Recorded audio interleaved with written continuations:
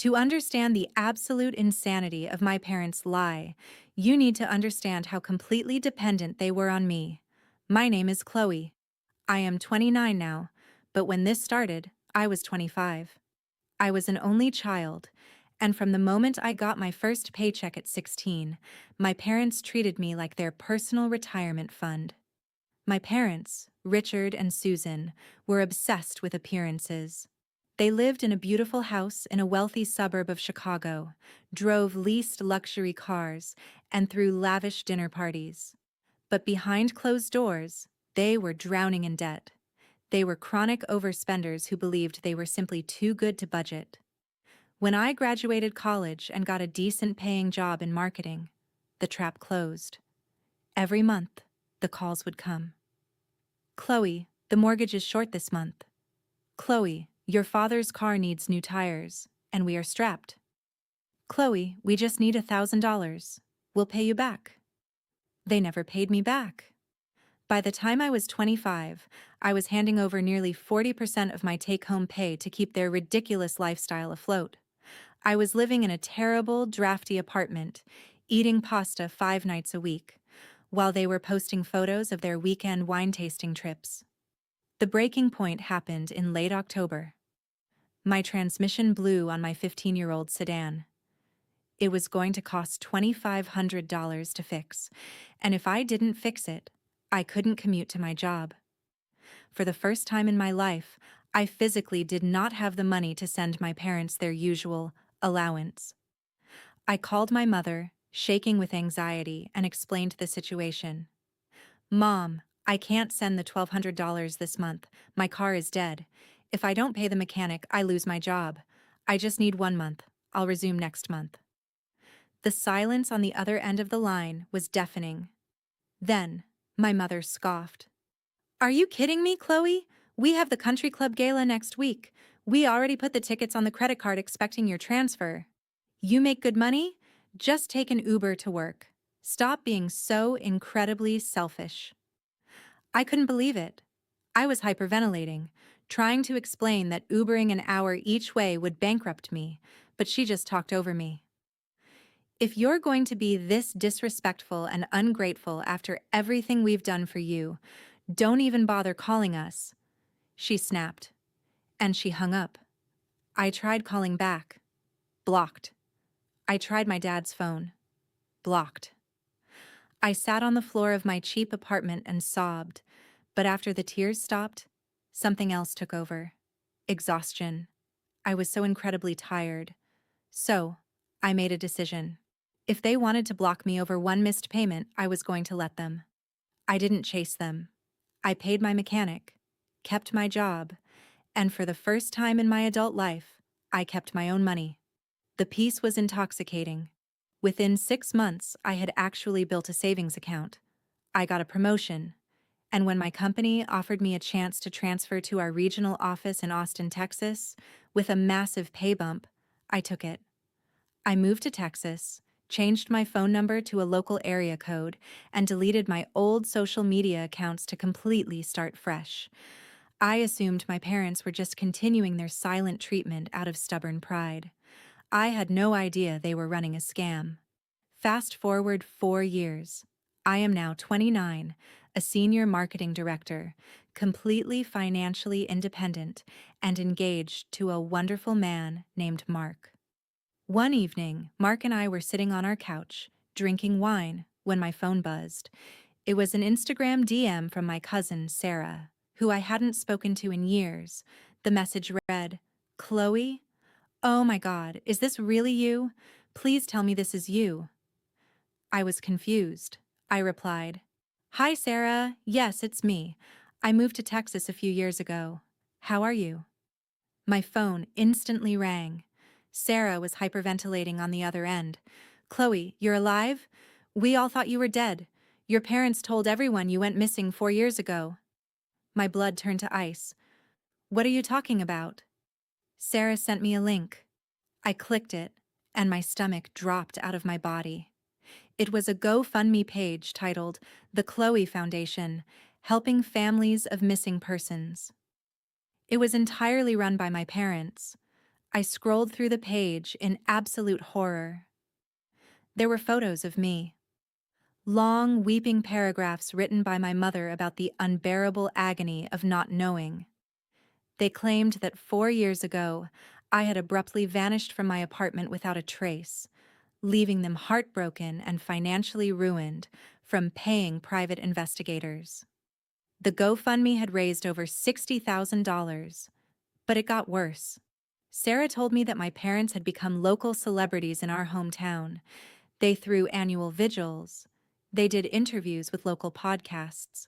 They milked the community for free meals, sympathy, and cold, hard cash.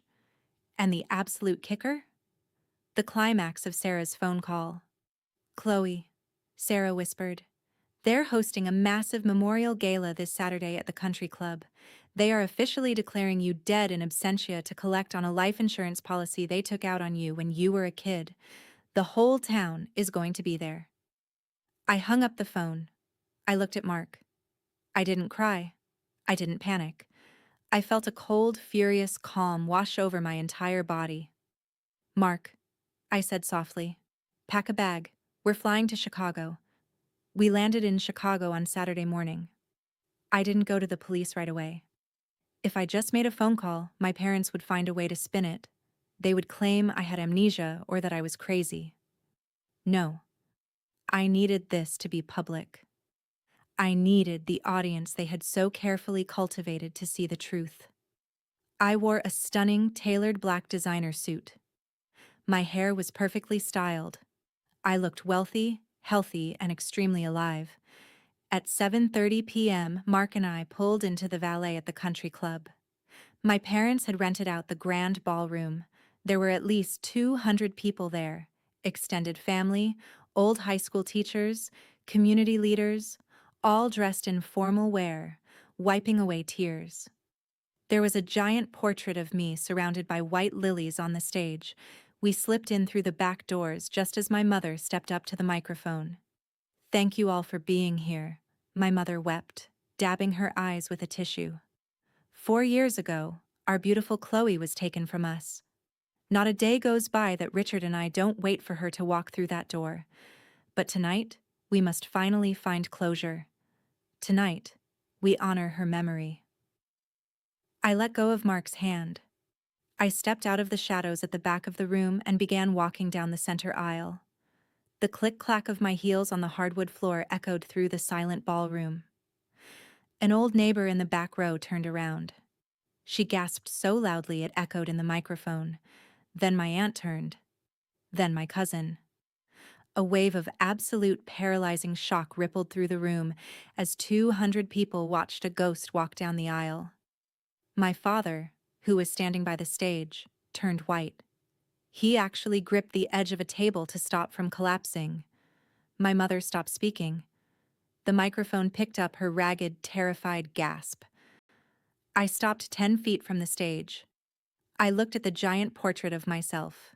Then I looked at my mother. "Hello, Mom," I said. My voice wasn't loud, but in that dead silent room, it carried perfectly. "I heard we were finding closure tonight, so I figured I should RSVP.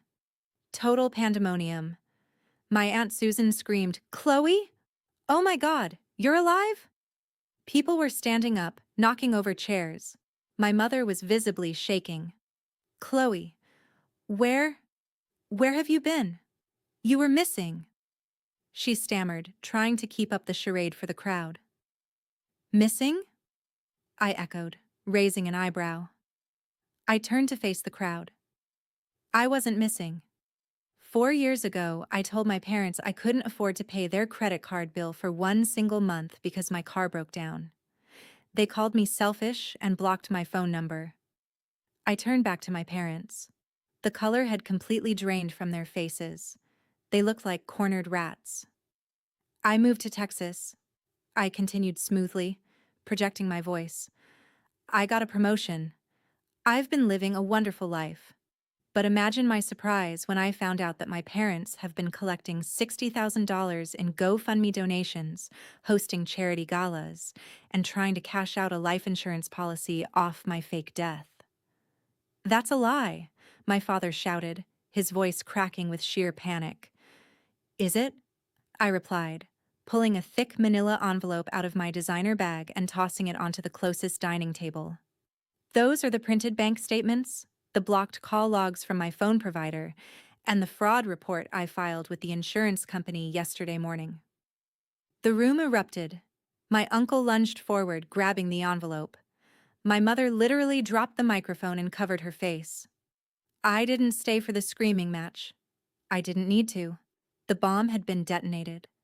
I looked at my parents one last time. You wanted to declare me dead, I said quietly. Consider it done. I turned around, took Mark's arm, and walked out of the country club. The fallout was absolute poetry. Because I had officially reported the life insurance fraud to the authorities, the police launched a full investigation into my parents' finances. They were forced to refund every single penny of the GoFundMe donations under threat of wire fraud charges. To pay back the $60,000, they had to liquidate everything. They lost the beautiful house, they lost the luxury cars, and they lost every single friend they ever had in that community. Our extended family completely excommunicated them.